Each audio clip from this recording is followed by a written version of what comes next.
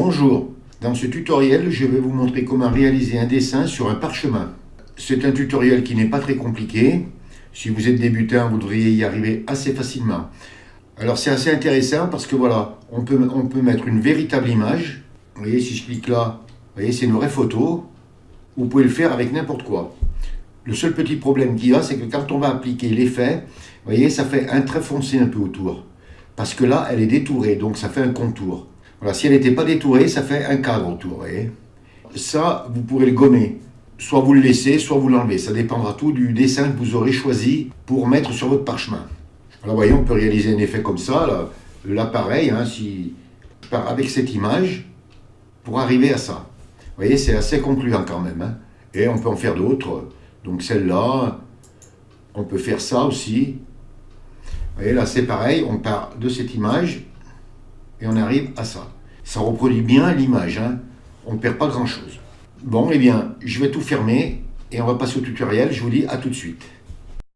Vous ouvrez votre image de parchemin sur laquelle vous voulez réaliser votre effet. Et vous importez l'image que vous voulez y incorporer. Moi, j'ouvre le petit œil parce que je l'avais déjà préparé. Alors, l'arrière-plan noir, là, n'en tenez pas compte, il ne sert à rien. Et on va la réduire. Donc, on la fait basculer un petit peu parce que bon... Alors, on va la mettre comme ça, sans trop chercher. On pourra la régler à la fin. Donc, quand vous l'avez mise à peu près, en fonction, bien sûr, du parchemin que vous aurez, s'il est horizontal ou vertical, vous n'avez pas besoin de l'incliner, vous ne l'inclinez pas. Et vous enfoncez la touche entrée du clavier pour accepter. Et on va la désaturer.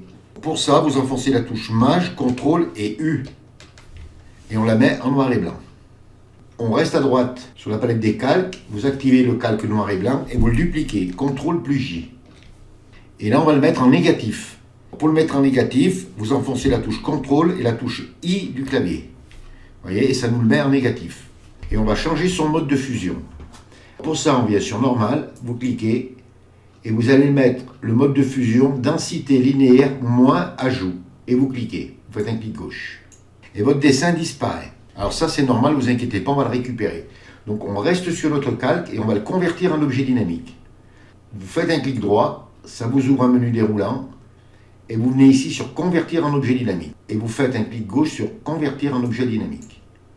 Voilà, ça vous met une petite vignette qui vous indique que maintenant c'est un objet dynamique. On va mettre un filtre. On vient sur la barre des menus, sur Filtre, vous cliquez et vous descendez complètement en bas sur Diverses. Ça vous ouvre une fenêtre et là vous venez sur Minimum et vous faites un clic gauche sur Minimum. Voilà, vous voyez, ça fait réapparaître le dessin.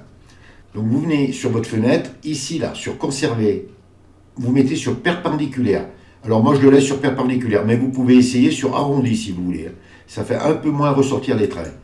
Donc vous choisirez la manière que vous voudrez, perpendiculaire ou arrondi. Ensuite le rayon, moi je le mets sur 2 pixels. Alors là aussi c'est pareil, c'est en fonction du dessin que vous aurez. Alors plus vous le montrez, et plus les traits seront épais. Et si vous le montez vraiment trop, eh bien vous voyez, vous retrouvez le dessin. Je le mets à 2 pixels. Et quand vous avez trouvé le rayon que vous voulez, eh bien vous venez ici et vous cliquez sur OK pour fermer la fenêtre. On vient sur la palette des calques à droite. Vous activez le calque en haut de la pile, vous faites un petit clic gauche dessus pour qu'il soit en surimpression, vous enfoncez la touche CTRL et vous cliquez sur le calque d'en dessous. Et on va les fusionner. Alors pour ça, vous faites un clic droit, il y a un menu déroulant qui s'ouvre et vous venez ici sur Fusionner les calques. Vous faites un clic gauche sur Fusionner les calques. On n'a plus qu'un seul calque. Et vous voyez, il y a un cadre qui s'est mis là. Et on va changer son mode de fusion. Donc on vient sur Normal, vous cliquez, et là, vous allez mettre le mode de fusion produit. Vous voyez, ça y est, ça nous a fait notre dessin. Et là, maintenant, eh bien, on peut le prendre et puis le régler correctement. Voilà, je vais le mettre comme ça. On peut l'agrandir, le réduire. Je vais le mettre au maximum. Et touche entrée du clavier pour accepter. Alors, si le cadre, vous voulez l'enlever là, vous venez à gauche sur la barre des outils et vous prenez l'outil gomme. Vous faites un clic gauche sur outil gomme. Vous amenez votre gomme ici, vous faites un clic droit. Vous mettez la dureté à 100% et vous réglez votre épaisseur. Et vous gommez. Alors ici, il n'y a pas de problème. Le cadre, on en a, pour ainsi dire, pas besoin. Et voilà. Vous pouvez, si vous voulez, recadrer votre dessin, le descendre un petit peu. On a transformé une image en dessin sur un parchemin assez facilement et assez rapidement. Mais la technique n'est pas compliquée. Alors après, bien sûr, si vous voulez y rajouter des filtres, eh bien, à vous de vous amuser avec la galerie des filtres. Ou alors vous pouvez y rajouter une texture. Enfin, vous pouvez y faire plein de choses. Eh bien voilà, amusez-vous bien, réalisez de belles choses, mettez de belles photos de vous sur le parchemin. Je vous dis au revoir, merci et à bientôt pour un nouveau tuto.